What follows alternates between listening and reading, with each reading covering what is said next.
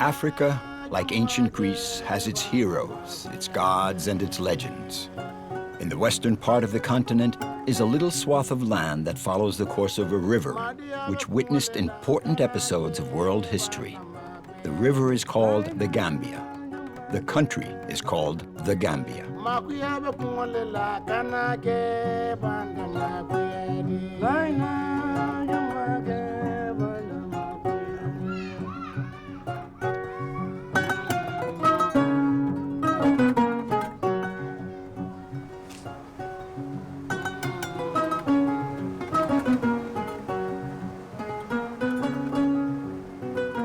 And here, in this colorful region of the world, they tell their history, mainly in music.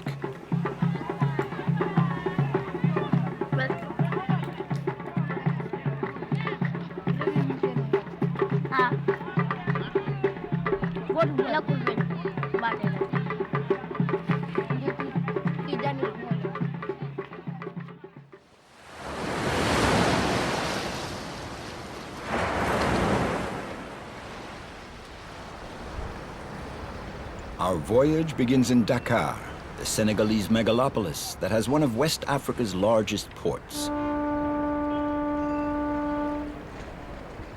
The Pegasus, a cruise boat sailing under the Greek flag, is patiently awaiting its new passengers. It's not by chance that our boat leaves from Dakar, since we're headed for the Gambia, also known simply as Gambia, a country which, due to manipulations by the European powers, is entirely surrounded by Senegal.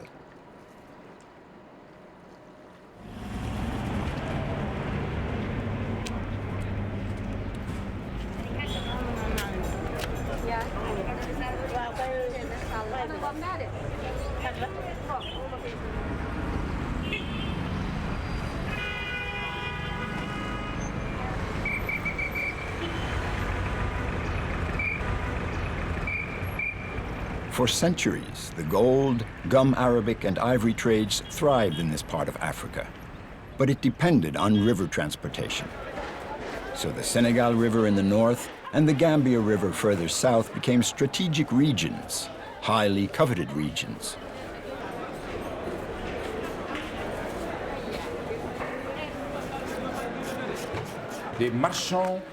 Traders, both European and local, were competing via these two axes. Of course, the French and English were vying for the control of these two rivers. It went back and forth between the French and the English 3 times. Around 1775, the English defeated the French, occupied St. Louis, occupied the Senegal River as far as its upper reach, and they also controlled Gambia at the same time, creating, for a very short time, in the last quarter of the 18th century, a colony they called Senegambia. But that was very short-lived, because soon after, at the end of the 18th century, the French once again wrested Senegal back from the English, but the English maintained control of Gambia. Trying to get the different versions of history in tune is not always easy, especially when one is paper and the other is a melody. All the stories and history of Africa is lying between the strings of that instrument. We believe that one Jali killed is like the whole library burnt down.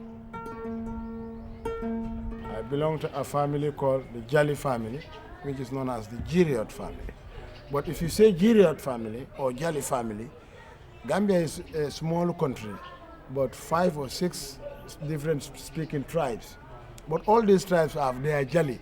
It's just like they use different names for it. For example, French, they call Jali Giriot. But then in Mandinka they call Jali, in Wolof they call Jewel, and in Fula they call Nyenyo. It's all the same word, but it's different speaking language.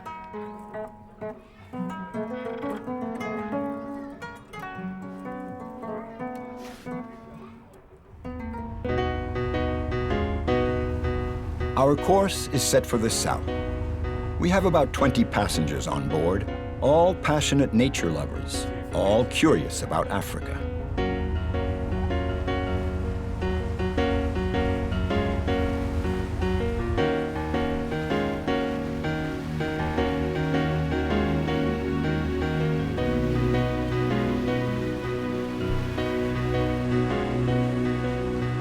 The Pegasus enters the delta shared by two rivers, the Sine and the Saloum, near the Sangomar Point, a natural curiosity.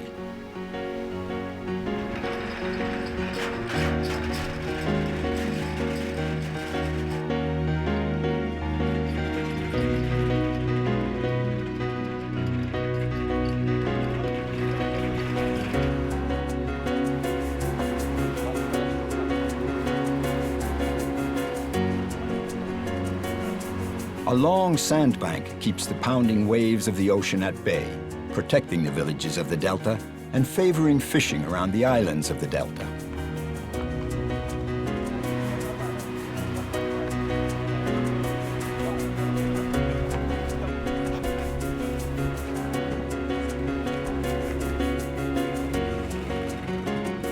Exploring this region between river and ocean, between fresh and salt water, the voyagers get a good idea what this cruise holds in store for them. Here they're discovering the realm of the mangrove swamp, where the naturally rich waters have been feeding the inhabitants for centuries and have made a favorable habitat for a wide variety of birds.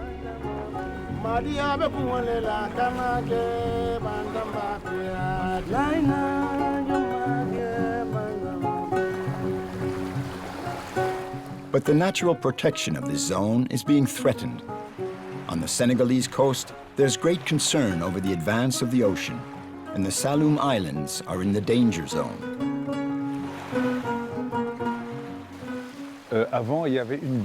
Before, there used to be a sandbank connecting Gfer and Sangomar. Then in 1986, there was a little storm that opened a breach in the sandbank, and ever since it has been getting washed away little by little.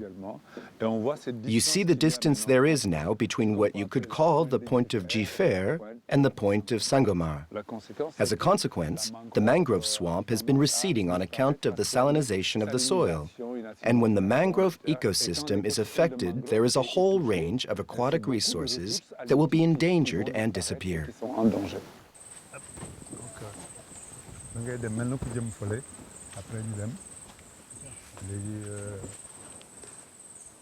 Mamadou Mbodji has come from Dakar to study the impact of the changes on the communities around Gfer. He regularly comes to the villages to evoke environmental problems. The local inhabitants are now aware of their responsibility in this advance of the ocean. Here with Ibrahima, the head of the village, they're trying to come up with concrete solutions.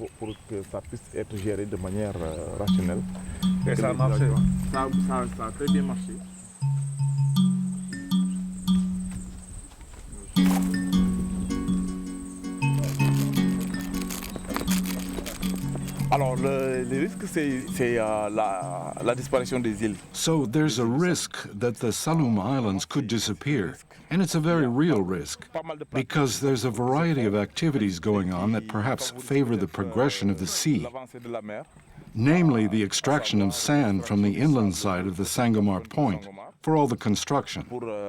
So when you have that going on, it really makes it hard to combat the advance of the sea.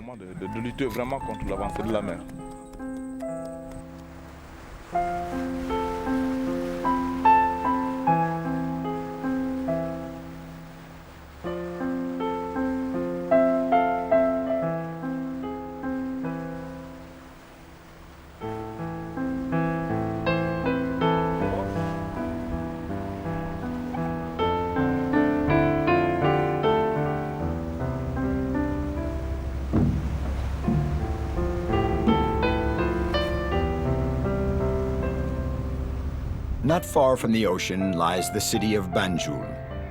This city, which used to be called Barthurst before independence in 1965, is above all a trading and fishing port, bustling with dockers and sailors.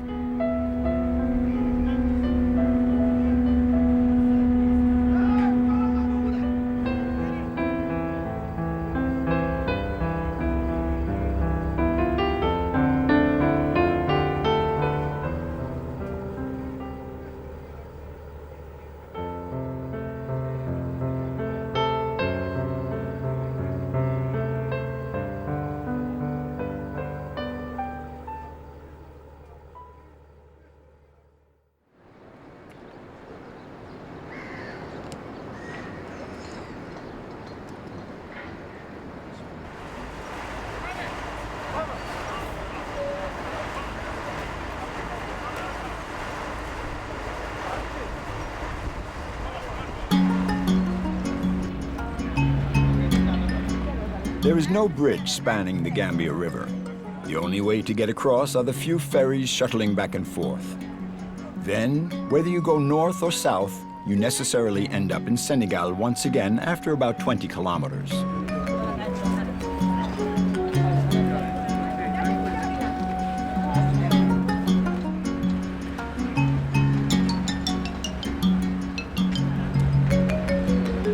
To really visit Gambia, you have to follow the river up to the easternmost tip of the country, where you once again end up in Senegalese territory.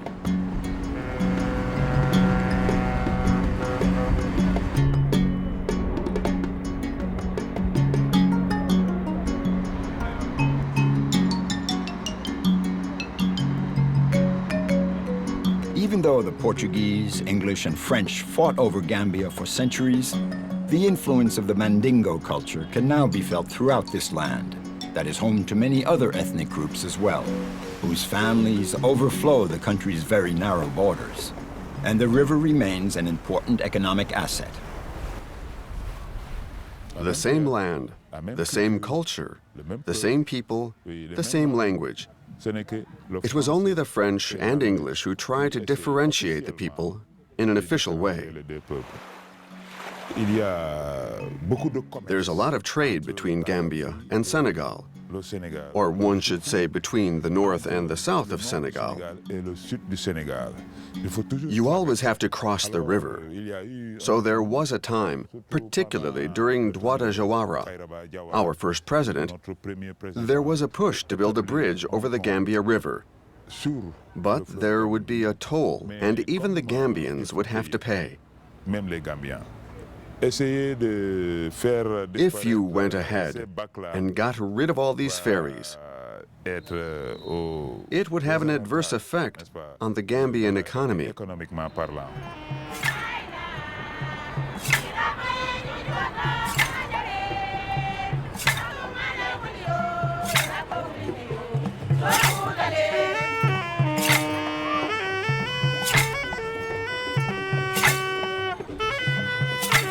Gambia is governed by a former army officer, Yaya Jammeh, an African strongman much criticized by human rights activists.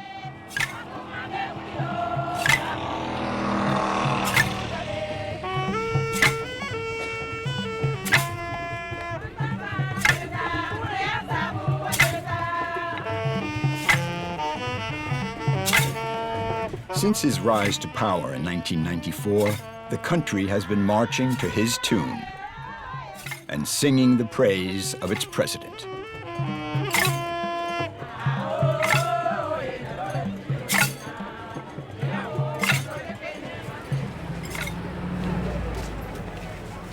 Thanks to tourism and agriculture, the country's economy has made great strides forward. But out of a population of 1.5 million, 60% still live isolated in the rural areas, often far from any roads, electricity, and hospitals.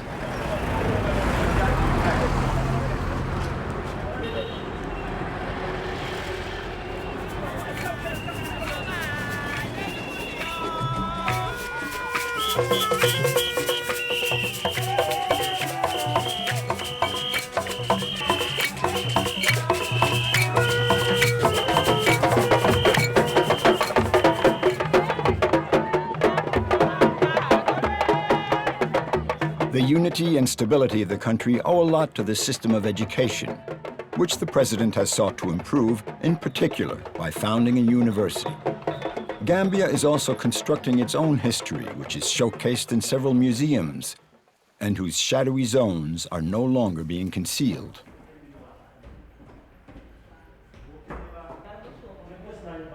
When the Europeans arrived, at first they were only interested in trade.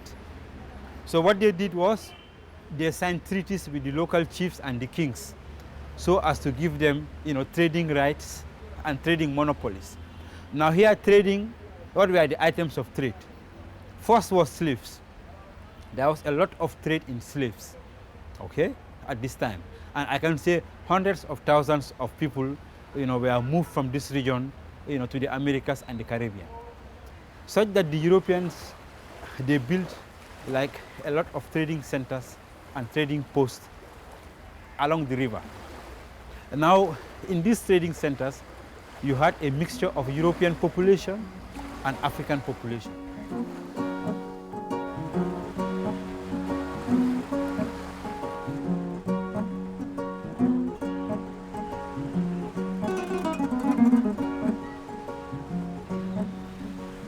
Farafindu jamane janna tubabol ya gunda kinde samba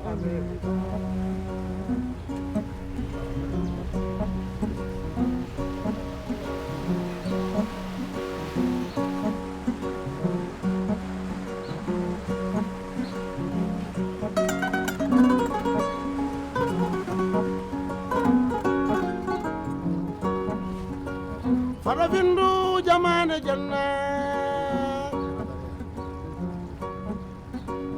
tubabo agunda kinde samba. Like this island was first captured by the Portuguese, and they actually started slavery.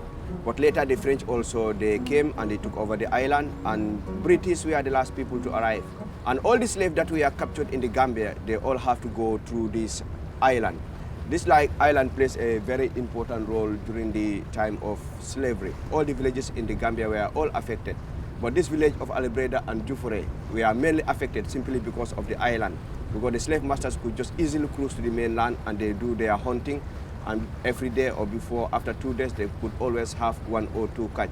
But slaves were captured in both areas and we are all transported in this island. And they will have to stay here for a fortnight before they are all transported. Farafindu jamane janna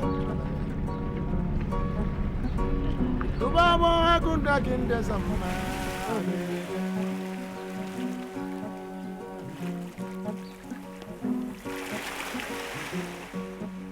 Jufour, the little village just across from James Island, has become famous thanks to the novel Roots, written by the American descendant of an African slave.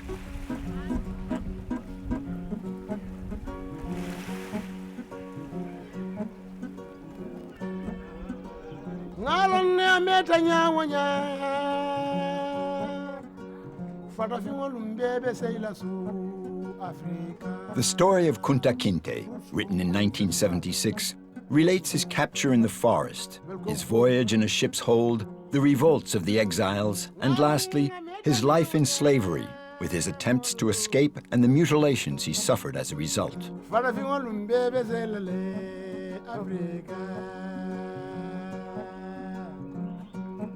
Africa,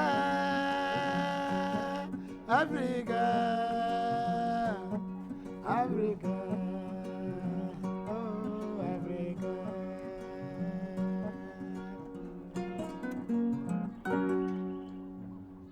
Alex Haley, author of the book and descendant of Kunta Kinte, tracked down his family through the registers of the English shipping companies. Then he made the trip to the land of his ancestors, Gambia. He listened to the griot's song and went 7 generations back in time until he came upon the young Mandingo who was out in the forest looking for wood to carve a drum. Now, one way to escape was to hide in the forest, to hide in the rice fields, okay? Now, some also, they used to, wound themselves, you see? Yeah, so as to avoid capture. Because when you wound yourself, maybe like you cut your leg or you cut your hand, and then nobody will want to sell you as a slave because you cannot catch a good price. And another way, to protect yourself was to become a slave dealer. Yeah. You become a slave dealer, you have your firearm, you protect yourself and your family, and also you capture people who are powerless. Yeah. More and more American descendants of slaves are making the pilgrimage back to these shores, where a museum has been consecrated to them. They don't all manage to find the family of their ancestors, but Alex Haley did get that chance. Thanks to the testimony of this family, we've touched the thread of a story that has deep roots in oral tradition.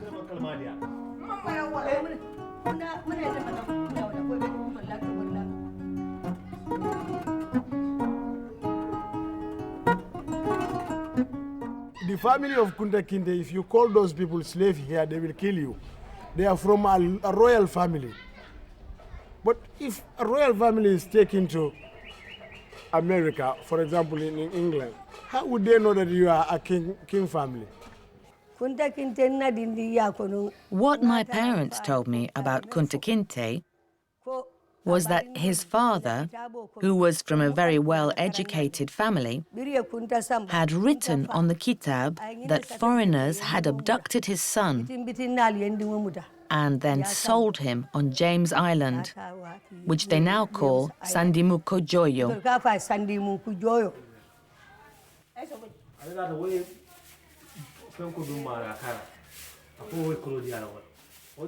Every 2 years, the Roots Festival is held on the banks of the Gambia River. It's the opportunity for Americans, West Indians, and Africans to commemorate the triangular trade.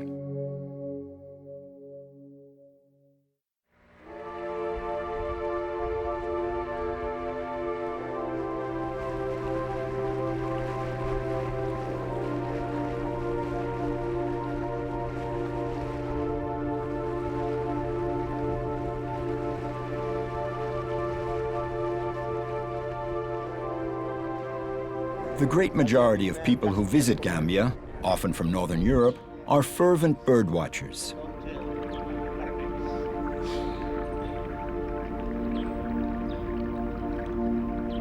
They come to observe the birds' natural behavior along the banks of the river and in the mangrove swamps, how they fish, nest, and reproduce. The hammock nest. And also you can see the hole underneath. That's the entrance. They are so wise, they have to do it like this, just to avoid the reptiles to come and get the young ones.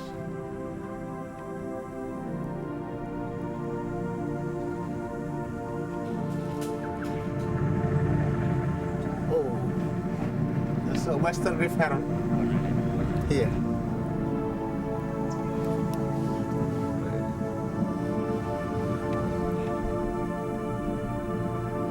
There are more than 600 species listed in the country, and new ones are being discovered every year. This love of birds, which was imported by the English, has now spread, and many young Gambians have also become bird experts, like Malik, who used to consider birds as prey. I got interested on birds when I was at the age of 8 years, all right? But usually, I used to have a catapult shooting the birds, and now I'm the #1 person who hates people shooting the birds because it is in my blood now. Likewise in everybody here. Here, when we have business, people go out for business. When we don't have business, you can see people, working locally, just enjoying the birds. So actually, it is our hobby. This is where we earn our living out of it too. So we don't have any best job other than bird watching. Yes.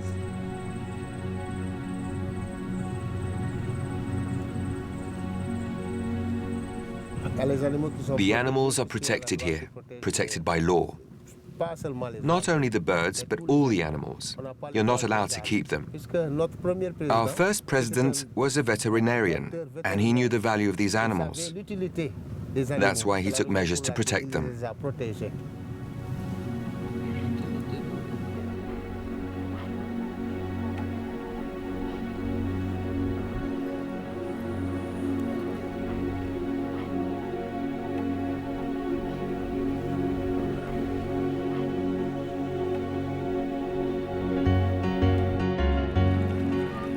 Pegasus is moored in front of the little village of Tendaba. It's time to go and meet the local inhabitants.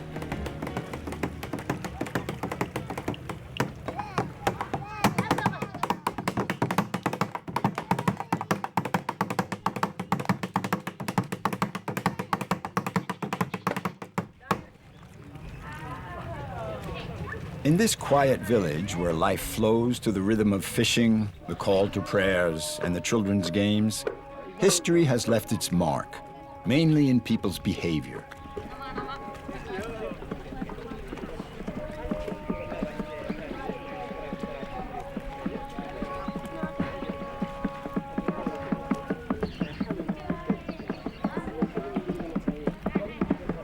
They still remember the African heroes who built the great Mandingo Empire. Sumaoro Kante, the sorcerer king who fought against Islam and slavery.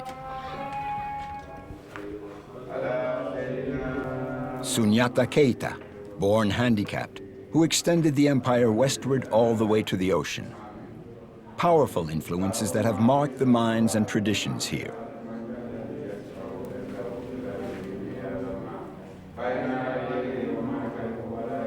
The Mandingo are from Mali. They came here through Guinea-Bissau, where there was the Kabu Empire, and after that, they came here. By the river? No, there were no pirogues. They came here on horseback, by donkey, on foot.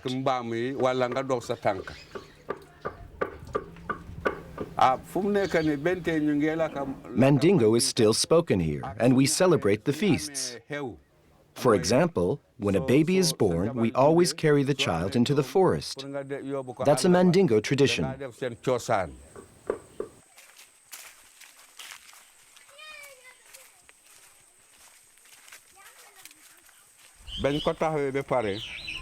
This is the spot where the English planted their flag. It was to show their grandeur and their might.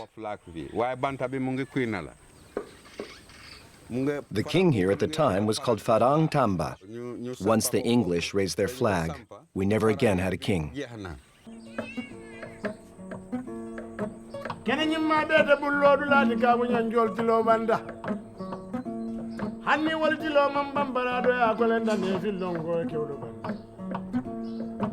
This song was composed in the 12th century when the Arabs traveled through the Sahara into West Africa, trading at the same time spreading Islam. That time the West African people don't believe in any religion. They believe in life and eat from nature and do all their things from nature.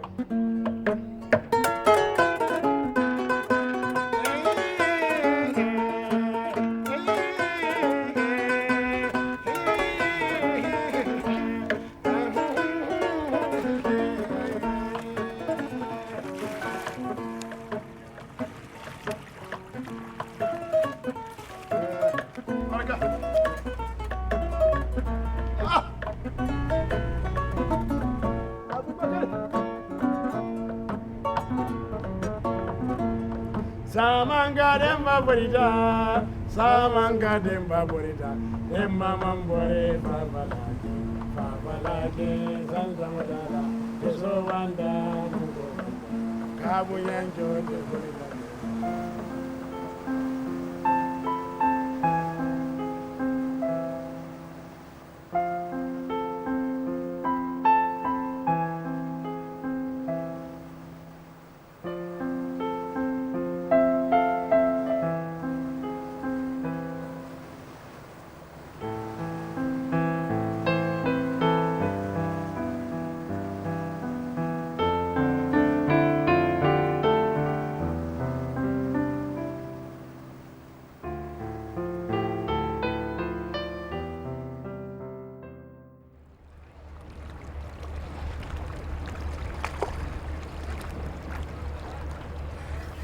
After 4 days sailing upriver, daybreak finds the boat anchored before the village of Kontor. This is the end of the line for the catamaran. It will wait here while the passengers take an excursion in pirogue to Georgetown. And the crew will enjoy a well-earned rest. There are many fishermen all over, and this is the most difficult situation when you navigate. Many fishermen all over with a lot of nets, and you have to be careful all the time to avoid and the boats and the nets. This is something special for the area, because actually it's their main job, fishing of citizens of these countries.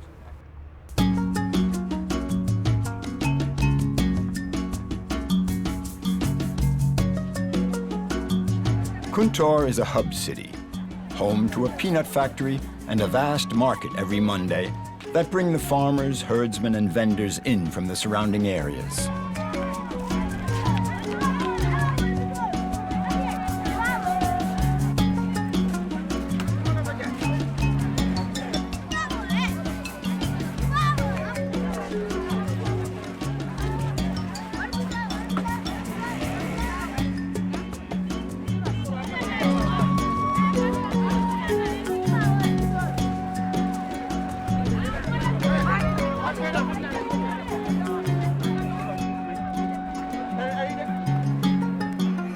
The Senegalese border is less than 10 kilometers away. All the ethnic groups come to the market, then they get back to their respective villages, which sometimes straddle the border. They never respected the boundaries. Even today, after independence, the local people don't know about boundaries. You can cross the boundary to go and marry a wife, okay? You can cross the boundary, to go and, work your farm, and in the evening you come.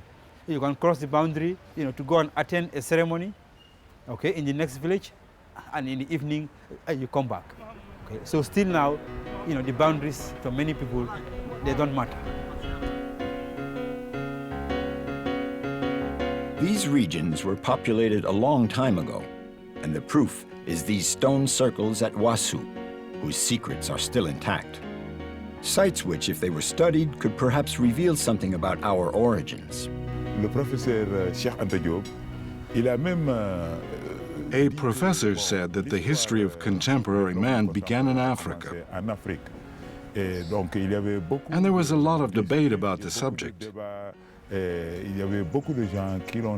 But as more in-depth studies were carried out, it turned out that the history of contemporary man did indeed begin in Africa, because they were able to prove a lot of things that supported that theory.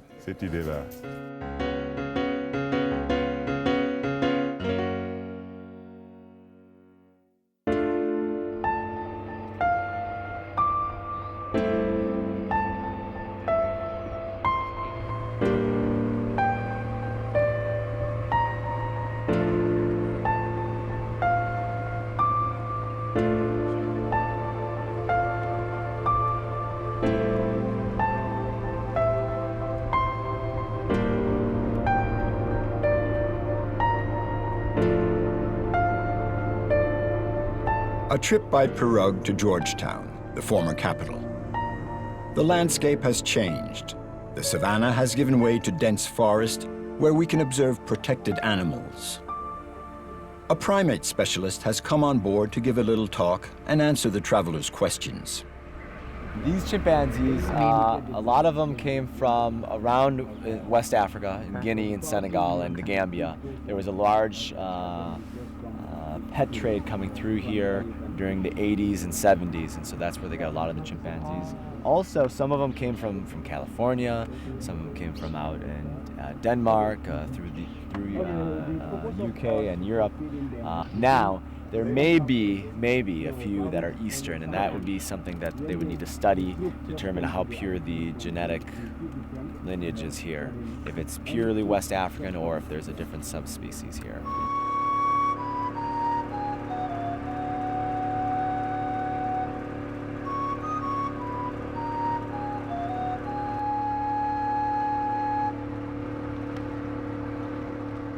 On the island, nobody's allowed. The chimpanzees are very susceptible to human diseases, and also the chimpanzees are quite aggressive since they are familiar with humans.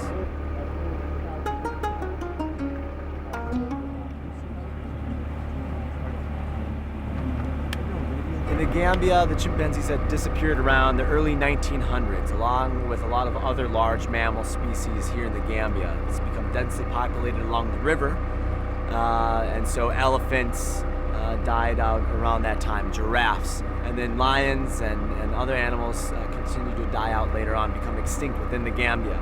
But the chimpanzees were brought back up in the late 1970s to the islands, where they cannot escape from because they don't swim.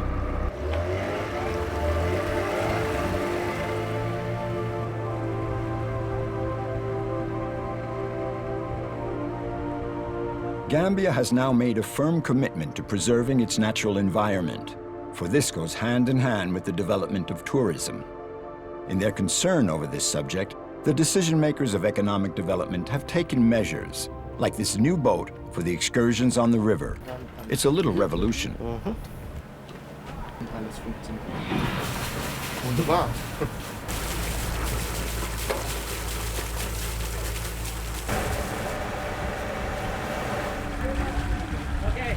It just arrived in Banjul from Germany, where it was made.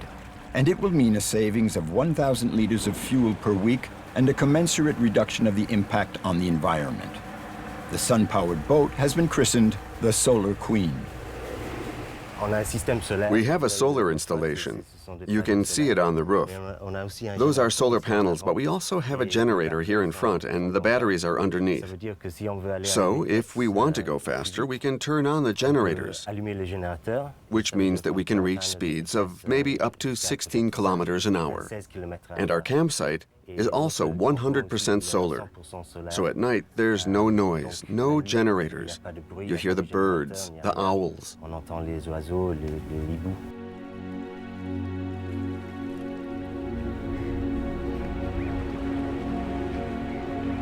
There's nothing Mark Thompson enjoys more than nature and silence.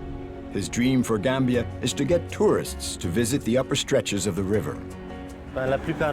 Most of the tourism here in Gambia is at the seaside resorts, so that means the big hotels on the coast. But what we do at Hidden Gambia is something a little different, because the special thing about Gambia is the river. Most people never even see the river. The further upriver you go, the prettier it gets. There are hippos, chimpanzees, so many different kinds of birds.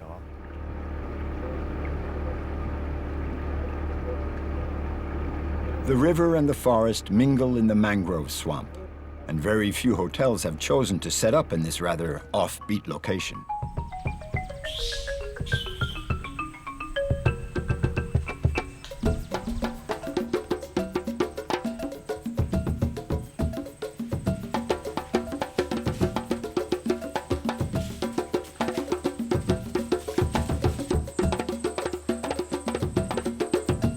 Makasutu, the word Makasutu is a Mandinka word, and if you break it down, Maka is Mecca, as in the Saudi Arabia holy land for Muslims, and Sutu means forest. And there's a lot of history, a lot of folklore about the area, and we've had kings, we've got a king's head, his crown and throne buried somewhere on the land after tribal battles that took place here hundreds of years ago.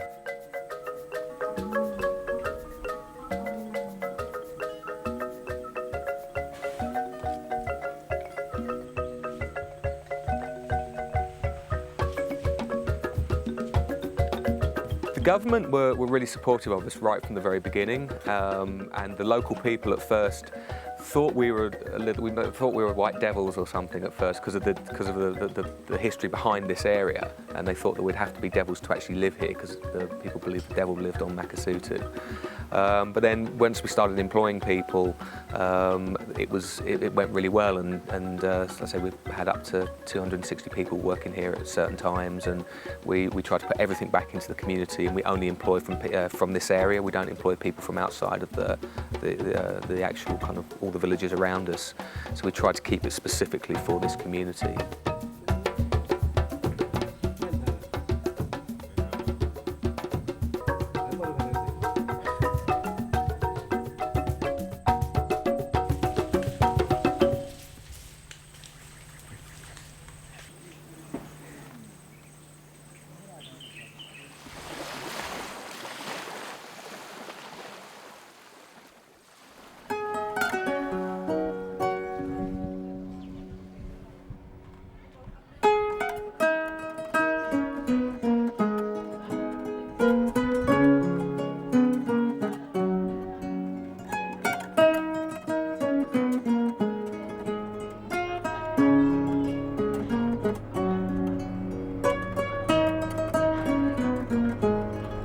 After 4 hours traveling upstream, the passengers of the Pegasus arrive at Georgetown on a little island in the river, which still retains traces of its prestigious past.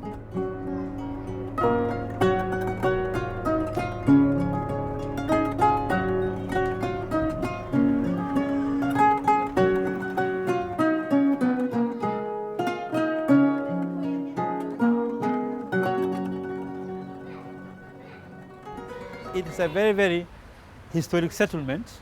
Historic in the sense that it was settled by the British in 1824 because they wanted to use it as a center, as a stronghold, in the upriver, so as to be able to monopolize the trade in that part of the River Gambia.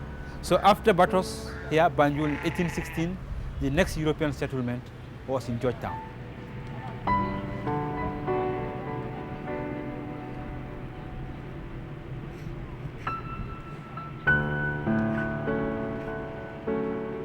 The island also, had a lot of trading houses. What like French call comptoir. With all these European, trading firms. Like CFO, like Vessia, all these trading companies from Bordeaux, they had houses there, big trading centers. Georgetown is now called Janjanbureh, and its history is still a work in progress between the African oral tradition and the reality of the dates, even though often neither of the two versions are false. When I was a child, what all I understood about the place was it was a slave house. Until when I grew up, for the past 5-6 years, I understood from another historian that it is a warehouse, never a slave house instead. For the fact that slavery was abolished in 1807 and this building was here after 1807. So obviously it is a contradicting fact regarding the place. The ships were using here as a route. And the other bank of the river called Laminkoto, where there is a place that they call Jonkakunda. That was the place where the trade was existing. The British were using as a post, and beside trade was existing at that place, which is opposite right the island here. And as you can see from the signboard here, it is talking about the 16th and the 17th century. That's the oral tradition which maintains that early European and Luso-African traders used the site as a camping and assembling point for captured slaves waiting for shipment to slave markets abroad. The island was an ideal resting point for ships and boats. But at the other side of the signboard, that tells you about the written history. The building was used for a warehouse which was owned by CFRO.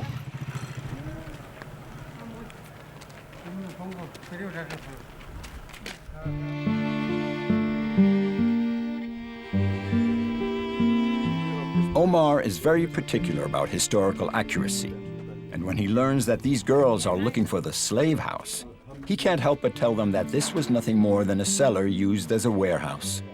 Be that as it may, whether they came through here or not, the living conditions of slaves were the same everywhere.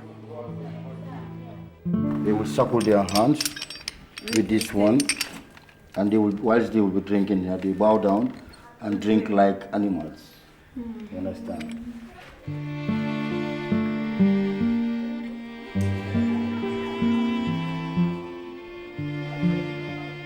So that's how they normally, for fortnights, they will be inside the underground here.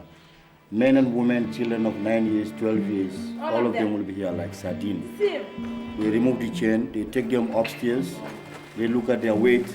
If they have 80 kilos, 90 kilos for the men, they used to take them. For the ladies, they look at your teeth. The more teeth you have, the more healthiness they used to take for the ladies.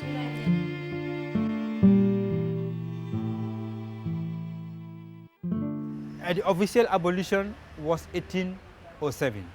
But even after that, there was a lot of illegal trading by the Spanish, by the Portuguese.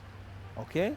So it was very difficult for the British to stop this illegal trading, which happened at night.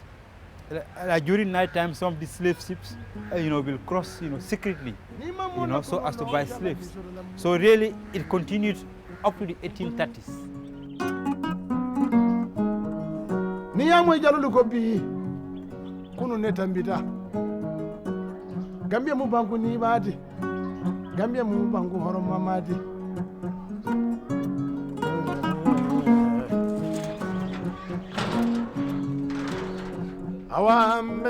Among the vestiges is this very symbolic site where a tree was planted, the Freedom Tree, which replaced the English symbol of power. But beside the tree, there was a British flag standing nearby. So if you touch the British flag, if you hook the British flag or you touch the fig tree standing nearby, then they will liberate you as a free slave. And how will they liberate you as a free slave?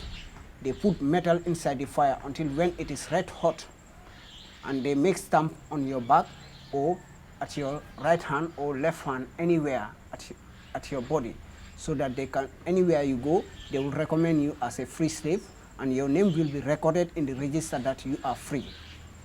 But it is not easy, because this place was guarded by the soldiers by then. And those soldiers, they were armed. They are having big dogs, and they were having guns.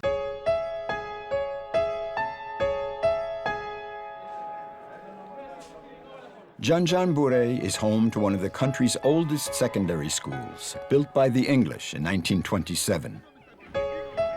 Here, the students learn to take their destiny into their own hands, like these girls who are preparing the grounds for track and field.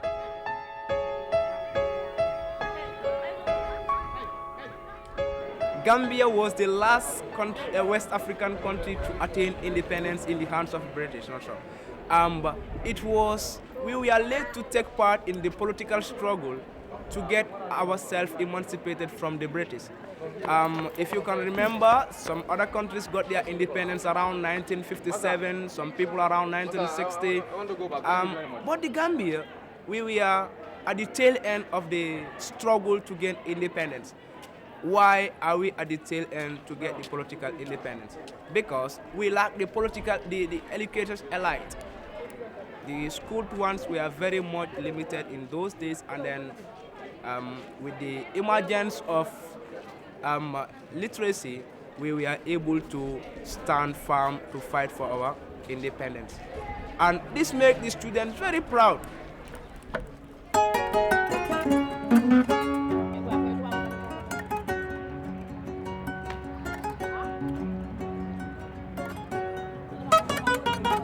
After this plunge into the land of mangroves at the heart of the Gambian identity, the Pegasus slowly makes its way back downriver, with the griot's voice echoing as he sings the praise of kings and heroes and songs of love.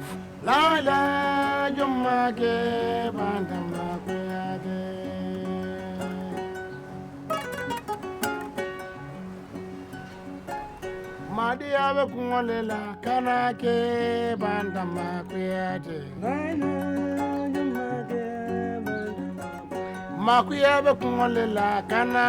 in the end, the griot is a mere man, and there's no reason why his oral history, like the history in books, shouldn't be tinged by a touch of pride. This has been a very big dispute all over Africa on this instrument, the kora. But kora, in the end, we find out that kora is found in the Gambia, in a village called Burfoot in Sanementereng, in a spiritual area in Sanementereng. Kora was found by a man who traveled from Mali called Koria Musa. Koria Musa came to live in Gambia. He married a young albino woman who very soon became the object of a spirit's desire. Koria accepts to exchange her for this magical instrument, which then enabled him to communicate with the hereafter. And this is how the kora was exchanged to this albino in Burfoot, and kora comes to Koria Musa Suso.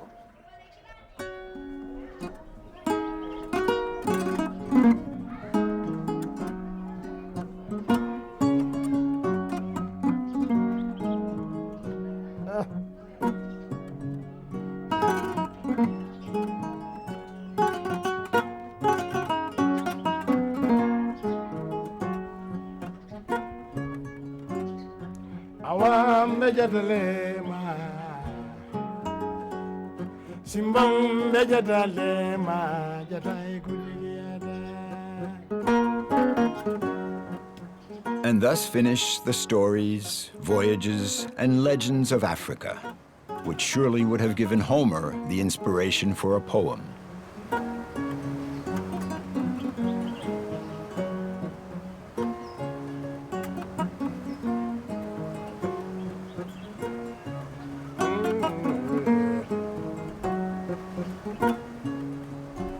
Imfota jata mimma wojata tesugote sujata sangota.